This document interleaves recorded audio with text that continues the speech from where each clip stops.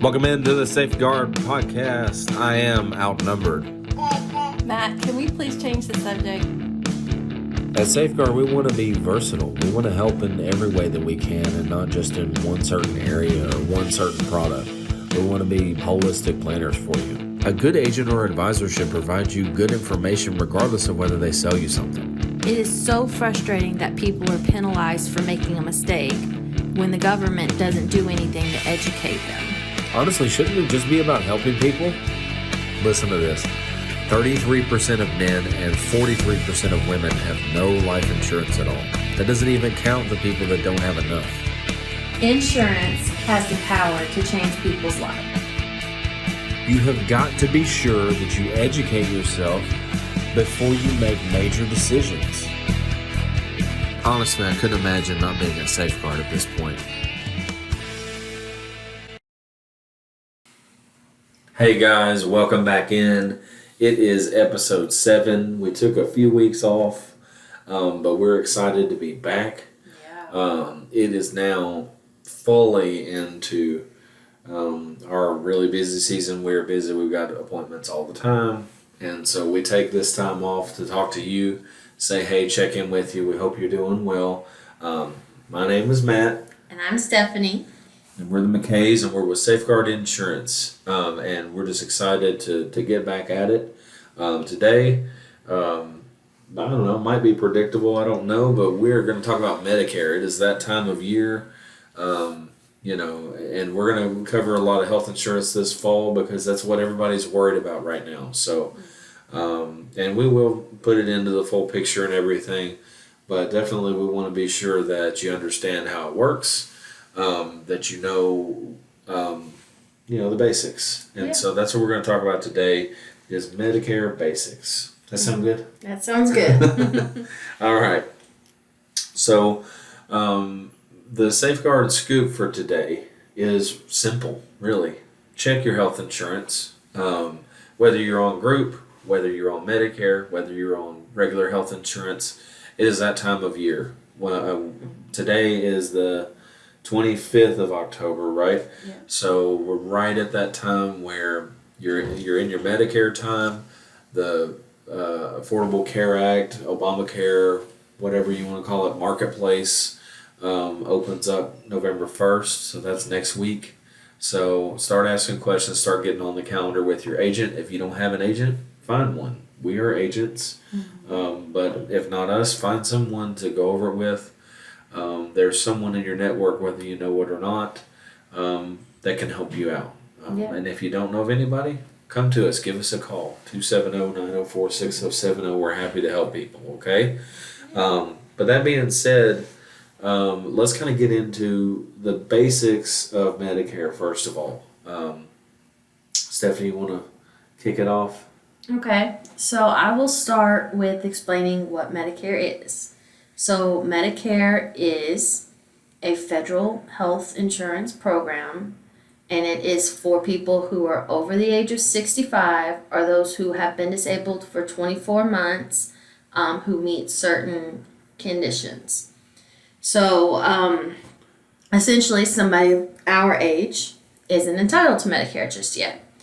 And the reason for that is because, in my opinion, if you had too many people on the system at the same time, it is a heavy burden for it. So they set those ages. Right now they have been contemplating bringing those down some. I've heard 62, I've heard 60, I've even heard 50. But so far it remains at 65 or for those who are disabled. So I'll start talking about the different parts of Medicare. So there's Medicare Part A.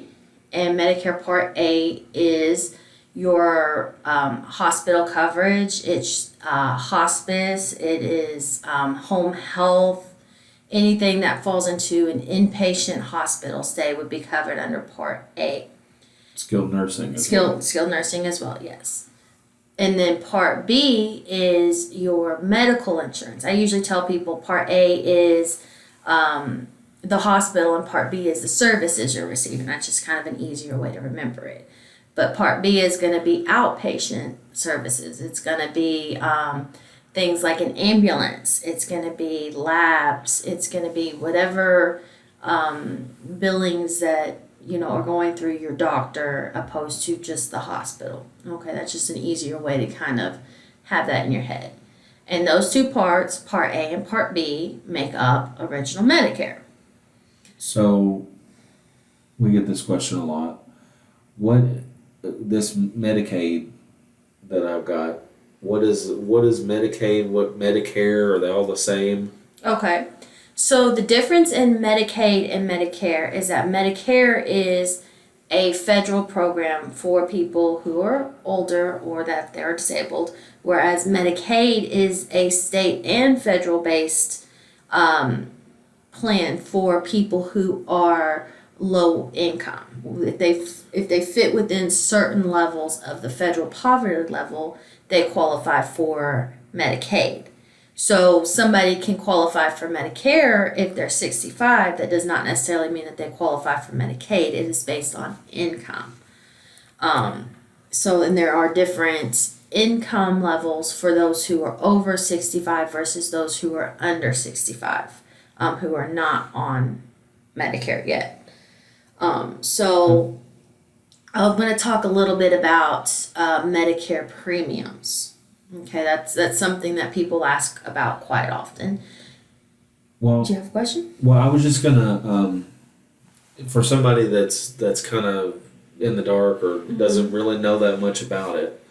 How do they know that it's coming up, or how do they get on it, and how does that, like, before we get into what you pay for and all that, how do you even get on it? How do you actually get it? Okay.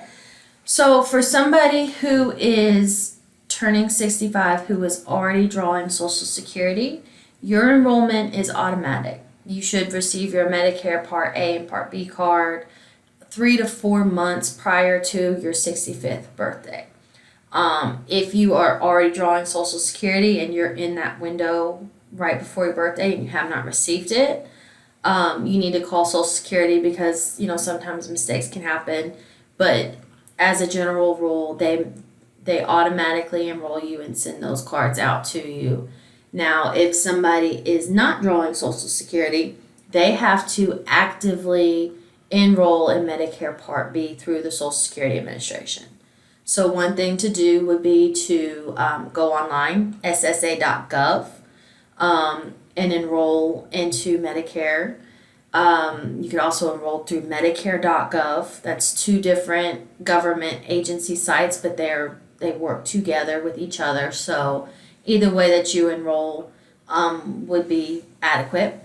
You can also go to your local Social Security office and they can help you. You can call your local Social Security office, and you can also call the federal Social Security number, and any of those avenues would help you enroll. If you're not the kind of person who likes to talk on the phone, but you don't want to put it in through the internet, you can also get on ssa.gov and download the forms and fax them in to your local office, and you would be able to find all of that information through Google on how to contact your individual local office. So that would be the ways that you would be able to enroll, and I'll talk a little bit about when you can enroll, and then we'll talk about how much it costs, okay? So to enroll when you first turn 65, you have what's called your initial enrollment period. It's 3 months before the month of your 65th birthday and 3 months after. So this is considered the ideal time to enroll in Medicare. That's just, you get the most privileges, if you will, during this time frame. I always recommend to anybody that I speak to ever to enroll the 3 months before, because you're dealing with a process, you're dealing with people having to file your paperwork, and you can have errors happen. And I've personally seen somebody that waited late to enroll. There was an issue with his enrollment through Medicare. They didn't process it. He missed his window. Even though he had put in the paperwork, it wasn't processed in time. And he experienced major delays and had actually racked up quite a bit of debt at the pharmacy because it was supposed to be going through a drug plan that he didn't have because he wasn't on Medicare yet by their ruling. It was a mess that we had to sort through for him because he waited a little too long to enroll, and they made an error and it didn't get processed the way it was supposed to. I always tell people, hey, we can wait until, say your effective date is November 1st. We can wait until you're done trick or treating, and then we can fill everything out. But at that point, you're asking for trouble. Yes. You've only, if you do it truly the last minute, or even you push into the last week, that means that everything has to go right. You have to figure out. You have to make an immediate decision. The agent has to put it in right. We have to have everything correct on the form. We have to have all the papers that you might need to put it together. Yeah. And we're just asking for a little bit of trouble. Yeah, everything has to fall just perfect. Yeah, if you get it started, 3 months before, or within a few weeks of that, it gives you plenty of time if you have a mistake on the application, if you didn't sign one spot, if we're about to send in and we realize, we didn't check off a box, you need to come back and do this or whatever. It gives us a little grace. It gives you a little grace so that if you realize something isn't exactly kosher, you have the ability to rectify that instead of pure panic mode. I just got to get something, throw something on, and I hope it works. Yeah, absolutely. If you ever need to think about it, or you look at it and you want to go back and check on something, or a lot of people want to ask their kids because they kind of get a little bit more nervous about things these days or whatever. You have that opportunity. If you do it last minute, you better do it or you're not going to get it. Yeah. So. Yeah, that's very good. That's very good. Thank you. So, if you are within, if you're closer to your 65th birthday than 3 months, don't panic. We're not saying that there's going to be issues or that everything's going to fall apart for you. We're just simply saying to those who have the ability to prepare, it is best to be prepared because mistakes can and do happen. General rule to you procrastinators like me out there, don't wait till the last couple weeks. And it's okay. It can be done. You can wait until the last minute and it all work out. But what happens if something gets delayed a little bit? Now you're just asking for a little bit of a headache. Yeah. So the next enrollment period I'm going to talk about is the general enrollment period. So for you procrastinators like him who missed your initial enrollment period and are not on some type of group coverage or something like that, which I'll talk more about in just a minute, you have that general enrollment period to enroll after you've missed your initial enrollment period. Okay, so you enroll from January the 1st until March the 31st of whatever year it is, okay? And your effective date would be July the 1st. So the thing about this that I want to let people know is you will incur a penalty for not having enrolled in Medicare when you were first eligible for it. And you will have... We're talking Part B, right? We're talking Medicare Part B, yes. Okay. Yes. So there will be a penalty, and it's a 10% penalty for each 12-month period that you don't have coverage. So say your initial enrollment period is in July, or say June, so there's no kind of gray area there. So say you could have enrolled in June and you missed your window and you didn't. You have to enroll during the general enrollment period of the following year. Okay, and then your coverage would be effective July the 1st. So you have 1 year that you did not have coverage. So you will have a 10% penalty on top of what you already pay for your premiums, which I'll tell you what those are in just a few moments. And that will be for the rest of your life. That penalty does not go away. A lot of people think, if they incur a penalty on Medicare that it's a one-time penalty, or maybe they'll pay it for a year, and they do not realize that those penalties are recurring and they will stick with you the entire duration that you are on Medicare going forward. So in theory, I was just thinking about this. If somebody in May has a May effective date, they wait until April and then they forget or they don't get it set up, they would have to go all the way to the beginning of the next year, January, and then it still wouldn't be effective until July of the year after. It would be July of, okay, so say in your scenario. So say it's May 2022. Yeah. They don't get it set up. They don't enroll. So they would enroll somewhere between January and March of 2023. 2023. And they would have July 2023. of 2023. So over a year yes. and 3 months after they should have, which Yes. is why you don't want to try to do all this stuff on your own. And If they you would just be mess around paying and- penalties. Yeah, you might be able to Yes. figure every little detail out, and congratulations if you can. But usually, if somebody does it on their own, there's something that they miss. That's why you need an expert that can easily walk you through all this process, no problem, and you'll never have an issue. Yeah. As long as you're dealing with somebody that knows what they're doing. Yes. So, for those of you who are working past 65 and you're panicking right now thinking, oh no, I didn't enroll during my initial enrollment period. Uh-oh, I've made a mistake.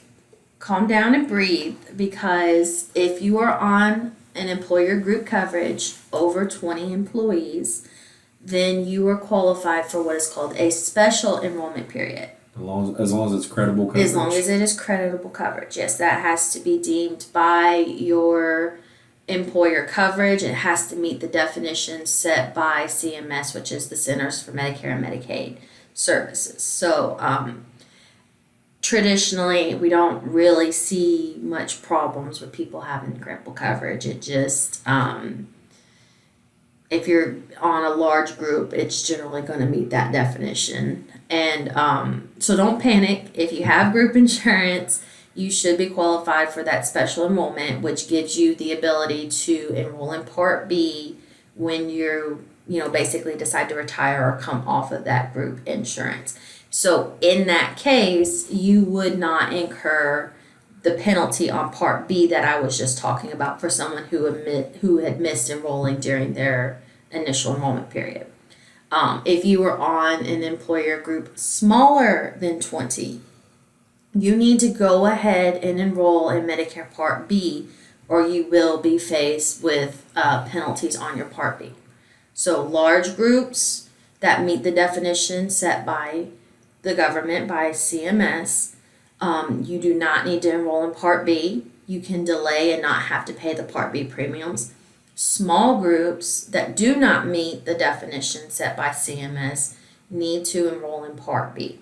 So if you are not sure where you fall on this, you need to consult with your HR department at your place of employment. If you don't have a direct HR, talk to somebody in corporate or somebody who handles your benefits at your employer and ask them these questions. Is this credible coverage? What size is the employer group? Does Medicare pay primary or secondary? Because all of that depends upon whether you need to enroll in Part B or not. And then another enrollment period is the one that we're in right now, called the Annual Enrollment Period. In insurance, we call it AEP. This is the busiest season of the year. This is why you're getting so many phone calls, why you're seeing hundreds of commercials all day, every day, while you're getting a ton of mail. You might even be having people knock at your door. This is why, because this is the period of time where people who are on a Medicare Advantage or a Medicare prescription drug plan can change their coverage. Basically make sure everything's covered for the next year. Your doctors are in network if you have a plan that needs a network. Your drugs are on the formulary. You've got affordable premiums, all of those details. This is the time to check all of that. Like Matt was saying at the beginning, it is time right now to review your health insurance. So that's why everything is geared up. Even stores are advertising everything is through the roof on advertising right now because it's the time to change. The other thing that I would say is, this time is also, a lot of people say, "Oh, I've already got coverage. I don't need anything else," and that's fine. Or also, this is a time if you are just eligible for a drug plan. Some people don't even have one. So this is the time. This is your time right now. Yeah. From October 15th to December 7th. It is your time to get your anything related to drug coverage through Medicare taken care of right now. Okay, so that's any kind of Medicare Advantage.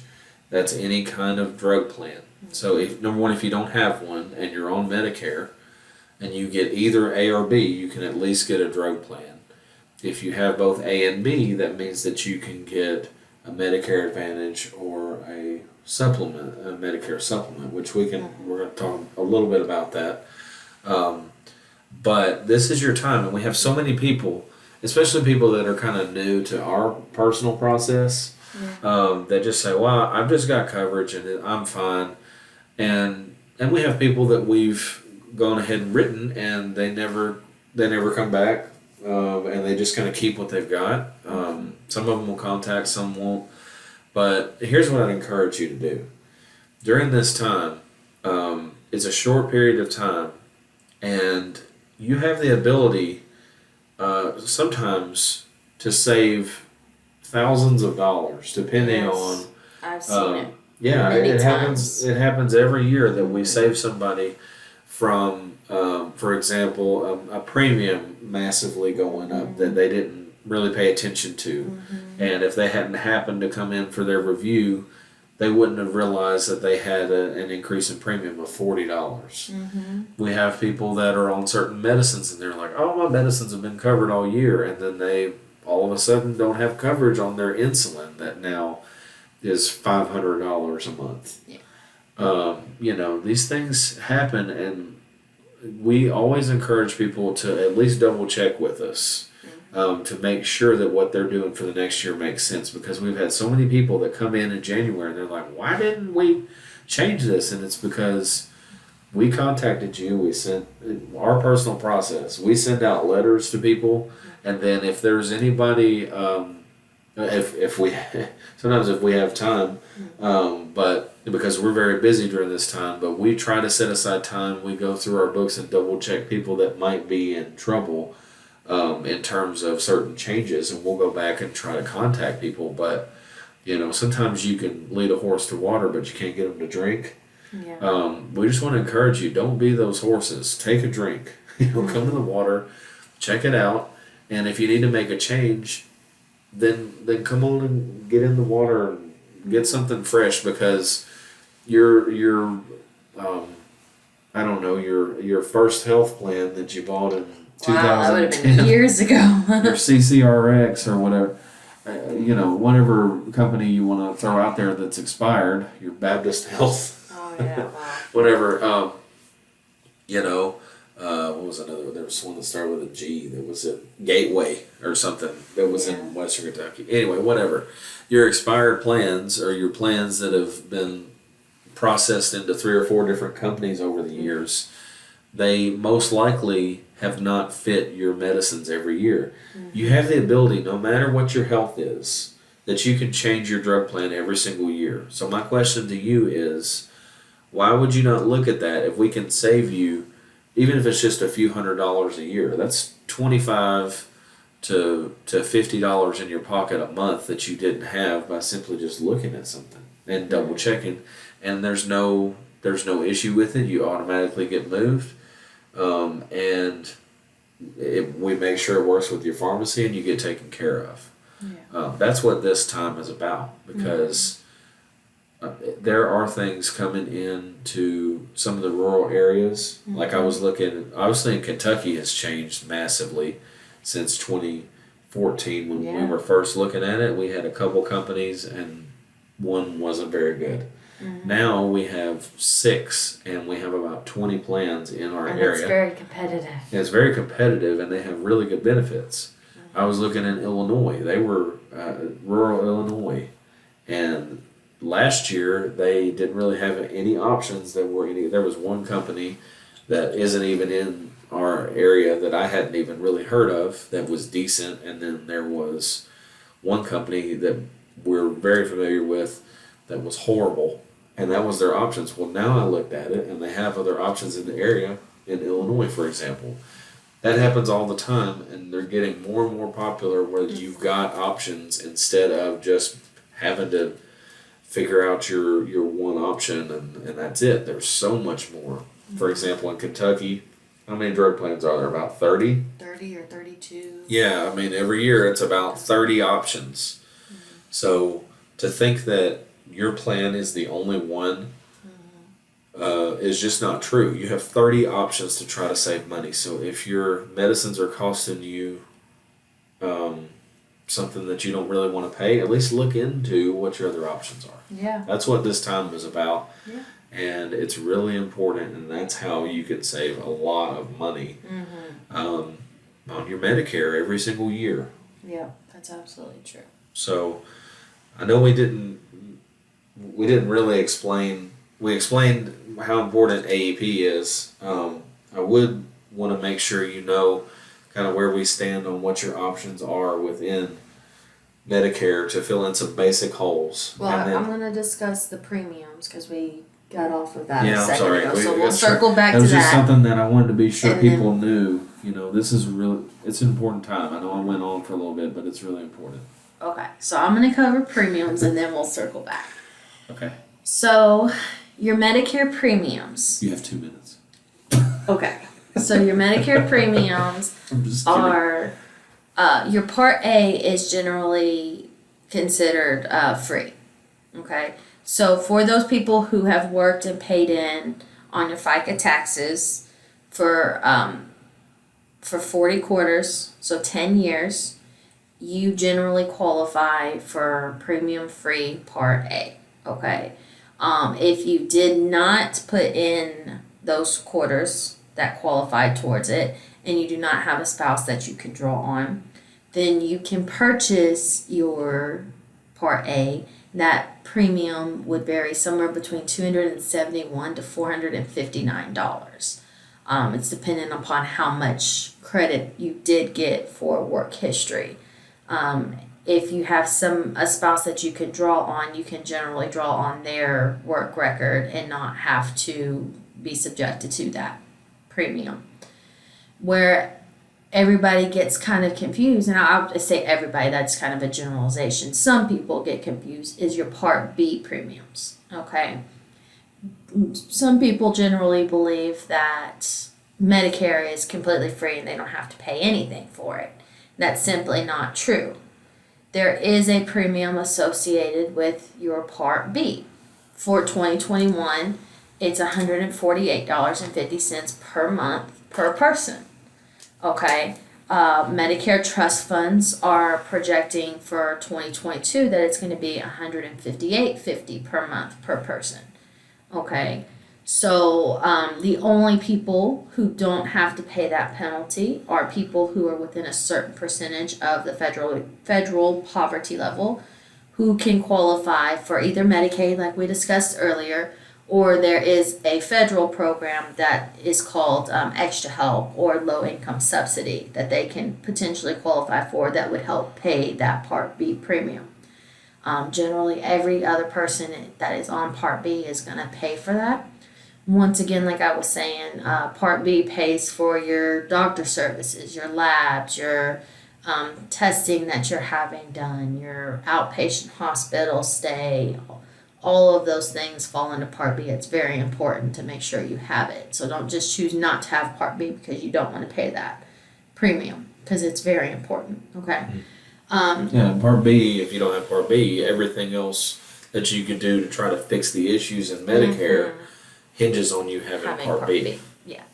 So there are scenarios where people making more than what Medicare considers standard would have to pay additional. It's called an IRMA, an adjusted, let me pull that up. IRMAA, right? Yeah, it is an income related monthly adjustment amount. I looked it up just to make sure I said all that correct. Say 'Cause that 5 times fast. that's a mouthful right there. But in insurance terms, we call it an IRMA. And I will put up the chart on the screen so that you can see the income amounts to see if you fall into those amounts.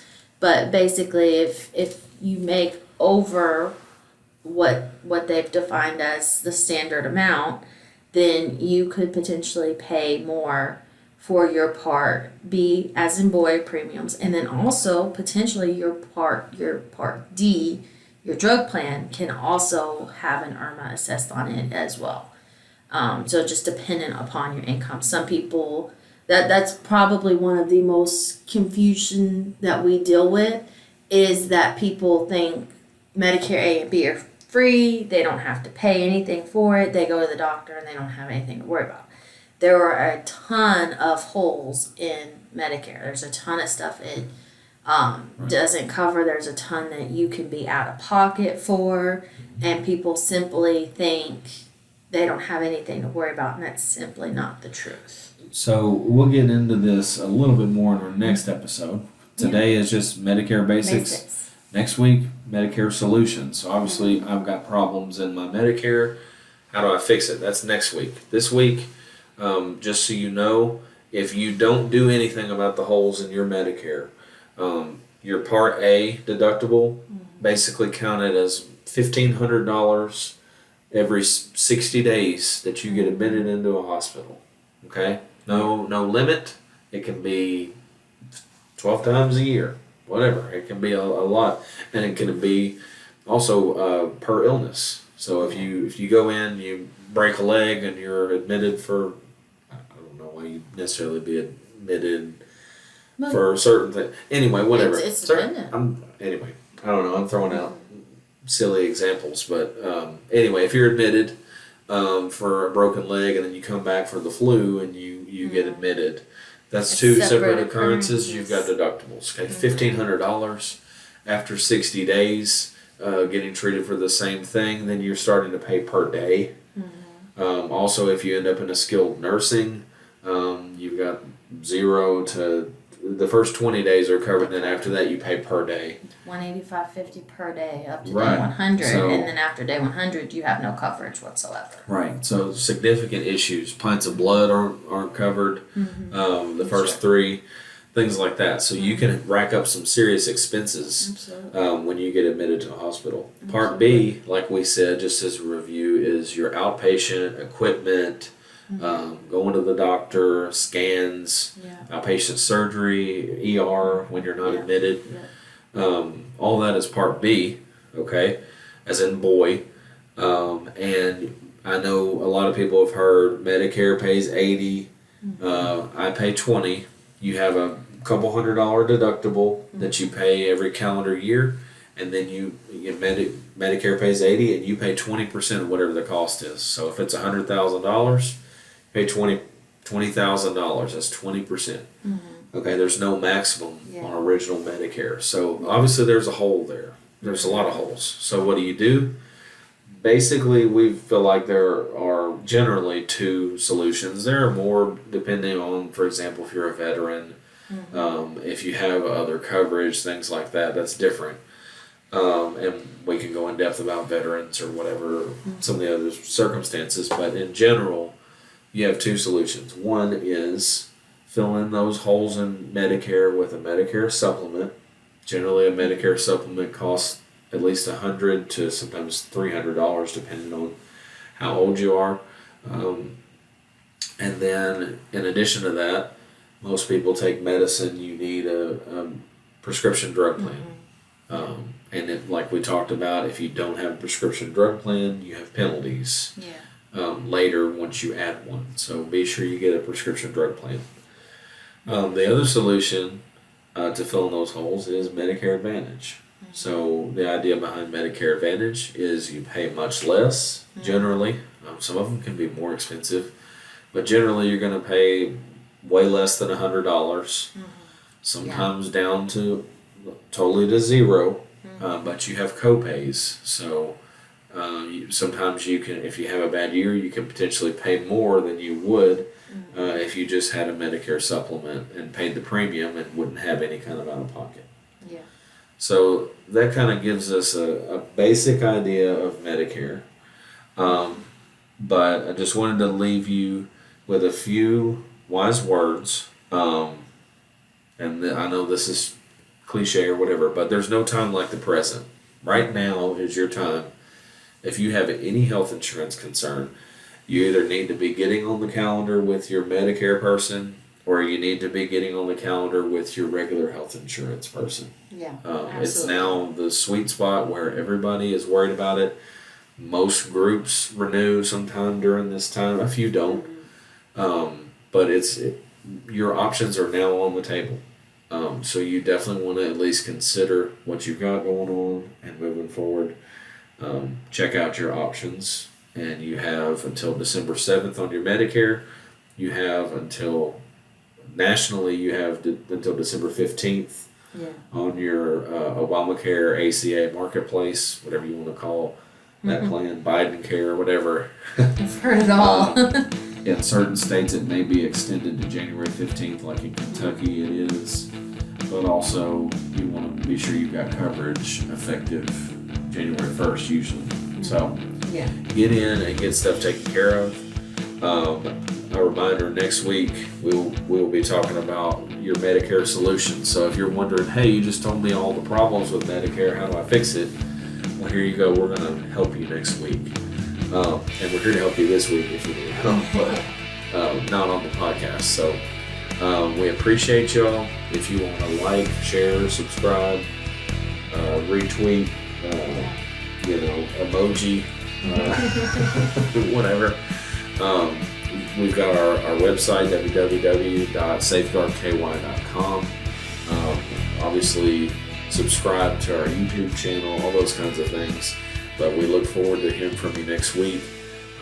And take care, and God bless. We love you. See ya. See ya.